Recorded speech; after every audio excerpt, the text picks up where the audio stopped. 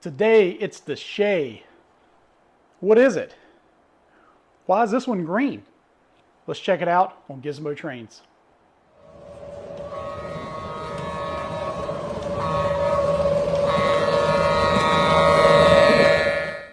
So what is a Shay locomotive?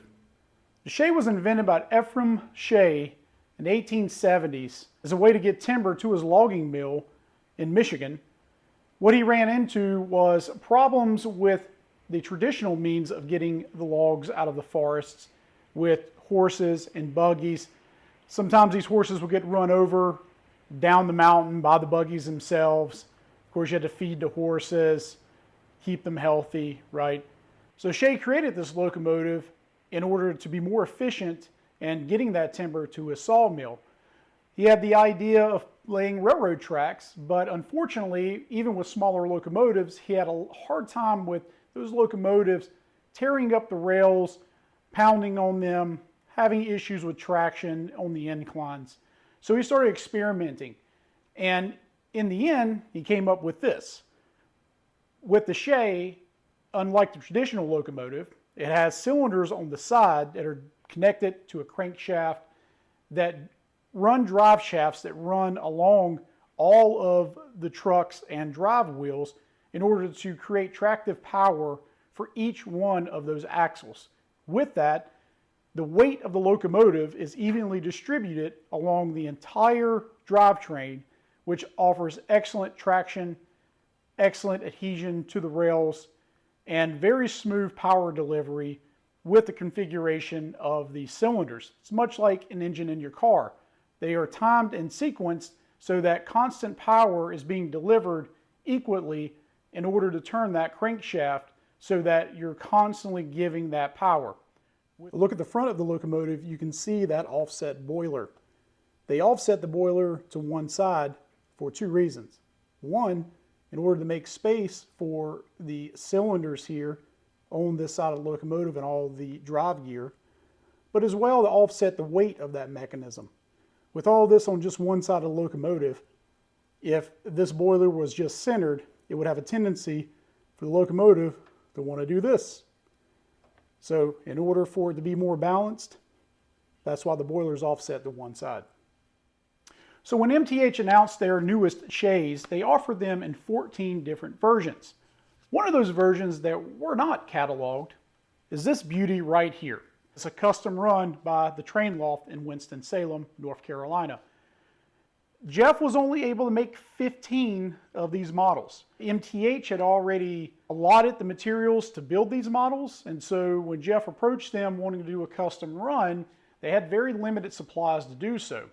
So not only is this locomotive unique with this awesome paint scheme, it's also going to be pretty rare. At the time of this filming, Jeff probably has only maybe 4 or 5 of these locomotives left. So if it's something that you see here in this video that interests you, I would highly recommend taking a look at the link in my description, give Jeff a call, and secure one while you still have a chance. I think Jeff did an excellent job with his fantasy scheme here, and I absolutely love fantasy schemes, as many of you know. With these, the colors are absolutely fantastic to show off all the detailing that sometimes can be lost with just a simple black engine. So getting a closer look at the Shay, this is the reason why I love having color on locomotives. A lot of this stuff you would simply miss if this engine was all black, if you weren't right up on it. We have these awesome handrails. You can see the piping in the back. I love that we can see the detail of this red handle, the silver piping running back towards the cab. As well, the air pump being green. You also see the contrast of the black piping going up to the cylinders. Absolutely fantastic. It's also a great chance to see all of the mechanical aspects of the drive mechanism. You have the exposed crankshaft, all of the rods here going up to the cylinders, the gears beveled and pinion here for the drive trucks. So up top we have our headlight, of course our smoke unit. The bell will move slightly, and what's also neat as the ringer inside is green, I do love that they have the small brass wire connecting the bell and as well the whistle. The whistle smoke fill is right underneath this dome, and it's magnetic, snaps right back into place. And I love that they followed the contour of the boiler with this so that you didn't really have a parting line. We do have a builder's plate, although it does appear to be a decal on this locomotive. We do have these great accents of the silver caps on the cylinders. We have a close-up here of the Shay. It is molded into the body. Number 28. And there's the cap guy. Hello, cap guy. Oh, beep.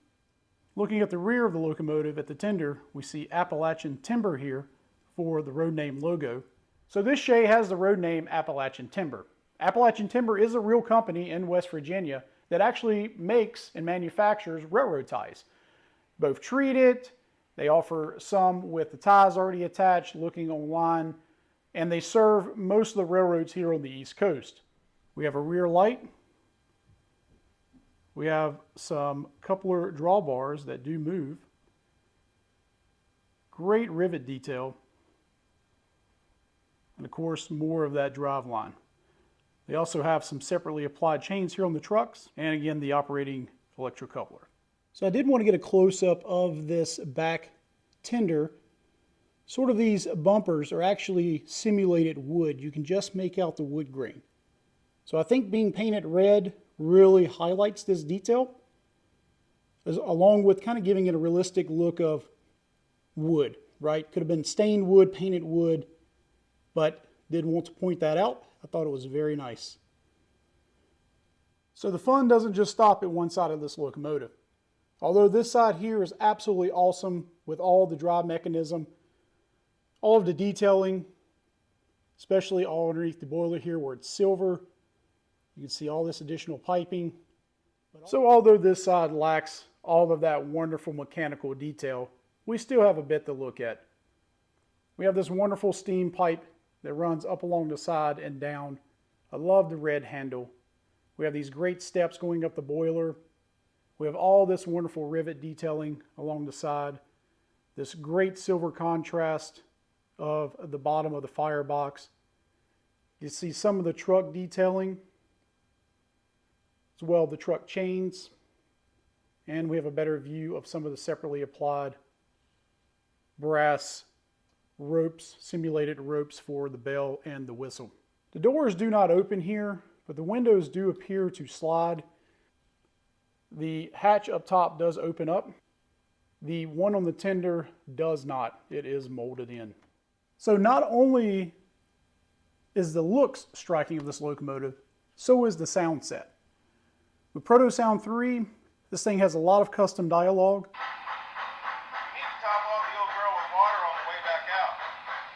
And the whistle is fantastic.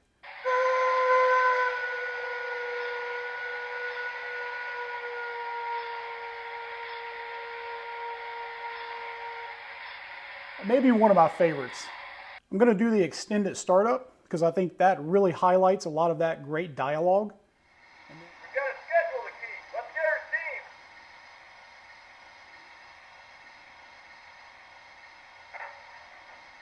Swing that spout over.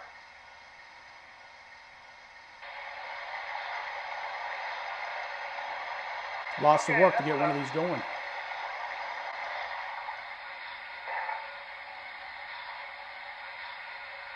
Dump up those side rods, will you? Got to lube it up. It's a lot of moving parts.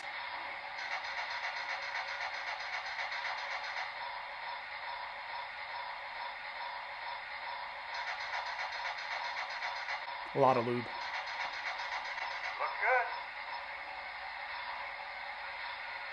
Plenty of steam. That's good. Logs are heavy.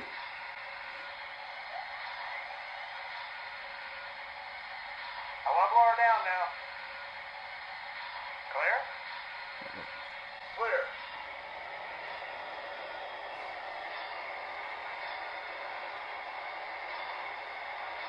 Maybe the next one I have blowdown steam. That'd be cool.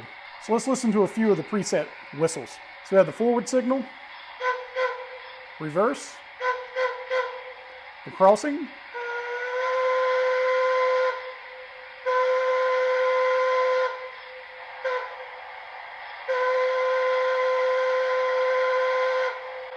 That awesome whistle steam effect. There's a little quick toot. That one's fun. Move her into the spurs for unloading. Make sure we have a full load of dry sand. And then we get into some of the custom Hey, sounds. Jack, we're settled in the spur. Sam, can you check the water level in the tender? Water's important. Lots of water. Hey fellas, I loaded up some new cables for the skidder, a crate of sharpened saws, and 2 choker chains. As soon as you get her oiled up and topped off, the signalman says you're all clear to go up the mountain. Make sure those choke chains ain't dragging. Probably good. Don't want to tear up those ties that Appalachian Break it off. We'll timber works so hard to make. So great sounds, great MTH smoke units as always. Good. So unfortunately, I don't have any skeleton cars or log cars or anything right now to pull behind this. I don't think Jeff's going to do any kind of custom runs to match the railroad or color scheme based on such the limited run of these units. So I'll keep my eyes open. I think MTH is releasing some. It's a lot on the secondary market too. So for now, hey, fantasy scheme, fantasy railroad. I'm just going to pull some new cars that have come in this past week. Why not? So As soon as you get her oiled up and topped off, the signalman says you're all clear to go up the mountain.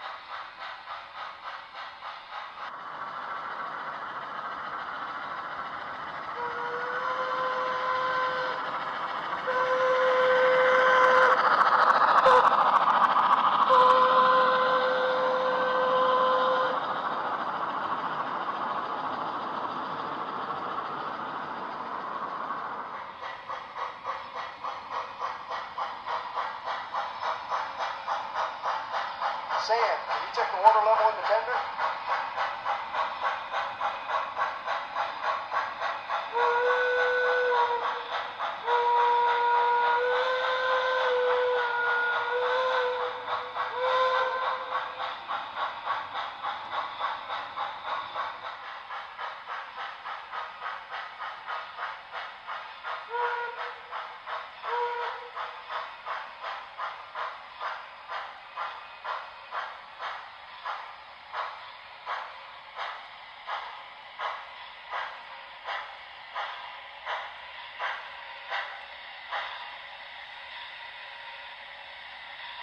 Make sure we have a full load of dry sand.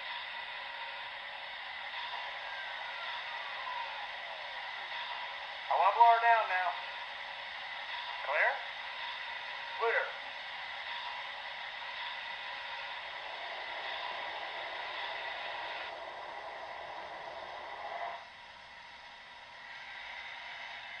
Take care. See you soon.